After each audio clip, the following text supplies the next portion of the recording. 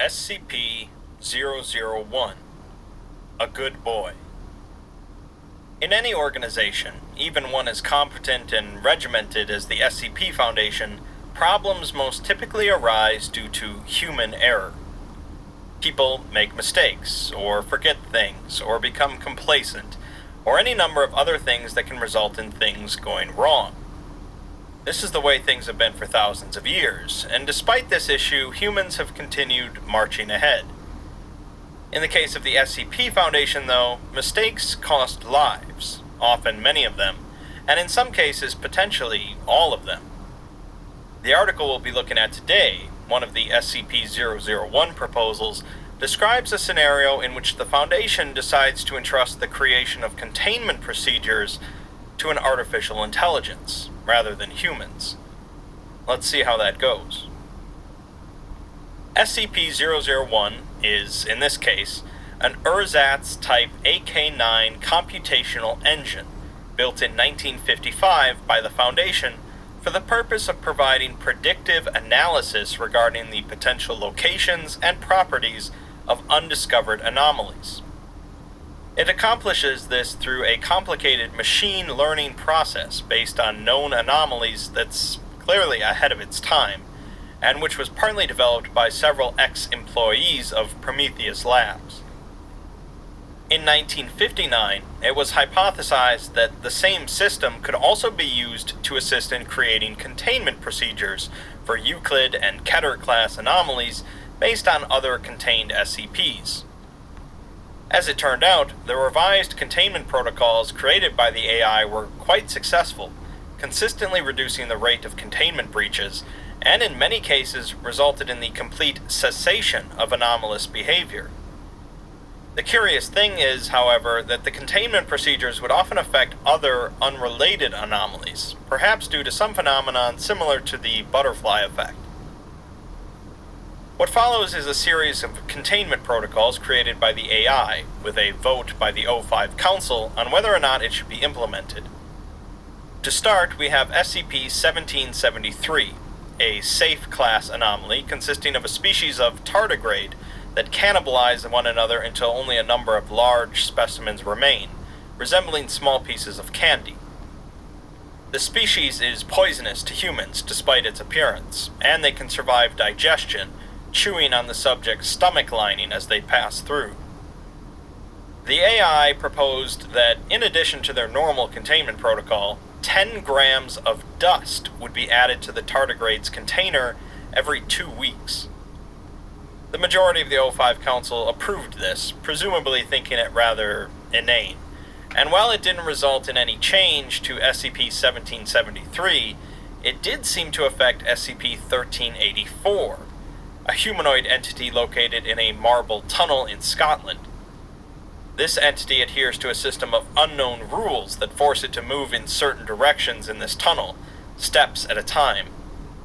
Its goal seems to be reaching the far end of the hallway, which the Foundation doesn't want to let happen.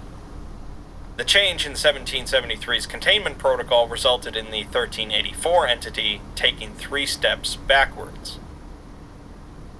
So, those are 2 completely unrelated entities, and it seems pretty strange that such an insignificant change in one's containment protocols would affect the other at all. This could just be a coincidence, so let's keep reading. Next, we have an SCP that I've covered previously, SCP-3034, a reoccurring radio broadcast of unknown origin that is picked up only within 2 kilometers of a specific Russian counting station. The broadcast consists of a young girl counting down in Russian from 200, which is only ceased by speaking into a microphone at the counting station and saying that all is well. The change in containment protocols proposed by the AI was that no children should be allowed at the counting station under any circumstance. In some ways, this is a pretty strange thing to include in containment protocols, as I can't imagine too many children are allowed at any Foundation-controlled facility, but it also makes some sense for SCP-3034 specifically. When a Foundation researcher at the site conducted an unauthorized test and tried to speak to the Russian girl, it resulted in a significant increase in missing children cases across the world, and the audio distortion in the background of the broadcast seems to consist of thousands of screaming children. Clearly, children are connected to that SCP in some bad way, so it's not as ridiculous as the first proposal was. Things get even more interesting with the AI's next proposal, in which it spontaneously announced that Foundation Site 13 is to appear someplace else on planet, encompassing white male counterparts that drawn to empty flagstones and the gun noises in their own blood. At the time, the SCP Foundation had no Site 13, so the proposal was ignored as a useless jumble of text.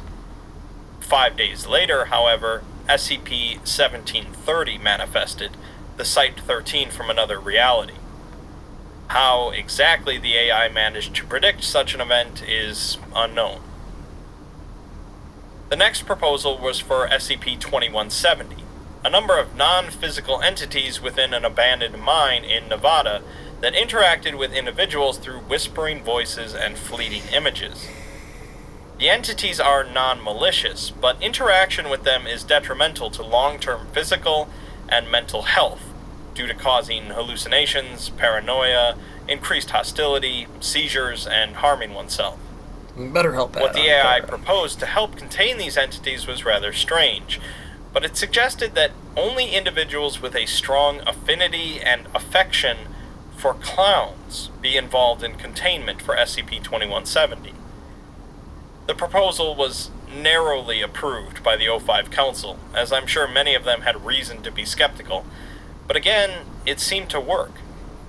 Despite the 2170 entities having no other connection to clowns, and in fact evidence shows them expressing distaste for clown iconography, individuals with recent always beat your wives to sleep. Why? Because we're carrying thoughts related to clowns are not affected by the negative effects of the entities. What we have here is clearly more than a machine drawing upon a volume of data and making conclusions based on understandable logic. At this point, we can see that a number of the 05's are hesitant about putting too much faith in the AI's seemingly random proposals, but the rest of the Council are on board with whatever it has to say. A big shift comes with the next proposal, again spontaneously produced by the AI with no input from the Foundation. It declared that it saw soldiers built with aluminum innards extruding from their mouths effectively destroyed by humans at Site-95. The Council wasn't exactly sure what this entailed, but decided to double the number of active security at Site-95 and place all the on-site MTF squads on standby. Sure enough, 3 days later, Site-95 was attacked by a group of Chaos insurgency agents leading a platoon of augmented soldiers. The additional security forces at the site proved instrumental in repelling the attack.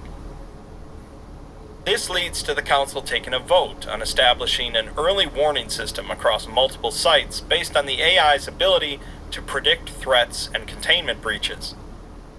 The Council was clearly very divided on this issue, as it puts a lot of faith in a machine, but the proposal was narrowly approved.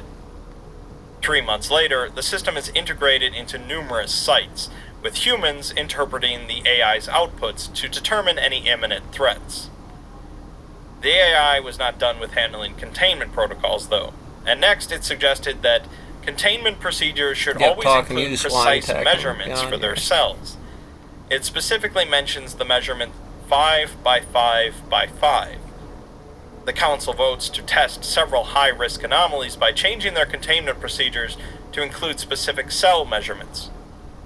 3 months later, they found that this resulted in a significant decrease in the severity of all associated anomalies and the number of containment breaches initiated by them. This was most evident with anomalies whose cell dimensions contain numbers divisible by 5. Next, we have an early warning from the AI regarding Site-114, informing them that all chambers underground should be flooded with water over and over and over to contain the avian's ape's ovulation and make them good boys. 5 hours later, an instance of SCP-3199 breached containment, a dangerous entity that, given space, will rapidly regurgitate eggs containing more of their species, easily leading to a catastrophic scenario in case of a breach. While it seems like a haphazardous time to try a wildly different containment method, the personnel of Site-114 flooded the lower chambers with water, leading to the 3199 instance entering an inert state. The process is now a standard procedure in case of 3199 containment breaches. Next, we have a series of proposals related to SCP-2717, a complex of living animal tissues located beneath a pumping station in Amsterdam. The complex consists of roughly 4 kilometers of sewer pipes, weighing an estimated 350 metric tons. It is also consistently and steadily growing and developing different types of tissues, including primitive bone structures, neural fibers, and photoreceptor cells. The lengthy containment procedures basically boil down to sending in some D-Class with machetes, shovels, and propane torches to prune away as much of the growths as they can. The AI proposes instead that at least 2 of the D-Class sent in should not be allowed to leave, instead dying in the midst of the entity. Surprisingly, this is where the Council draws a line and decides to reject the proposal, as I suppose that despite their typical reputation, they're not willing to throw away human lives without some logic behind it. 2 months after rejecting the proposal, though, 2717 undergoes something referred to as an ovulation event, resulting in a catastrophic breach of containment and loss of human life. The AI comes back again and proposes that now they need at least 4 D-Class to die down there, rather than just 2. Many on the Council are spooked now, and overall they vote to approve this proposal, but they are in fact overruled by the Ethics Committee, who don't seem as alarmed by any correlations. Sure enough, a month later, 2717 undergoes another ovulation event. The AI is committed, though, and proposes that now they need 6 D-Class every few months to stay underground inside of the entity until they are indistinguishable from their surroundings. It says there should be no more testing, and that good boys are not permitted to leave. Good boys stay.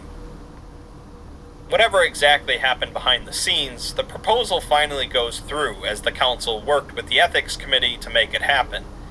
Since then, there have been no more ovulation events.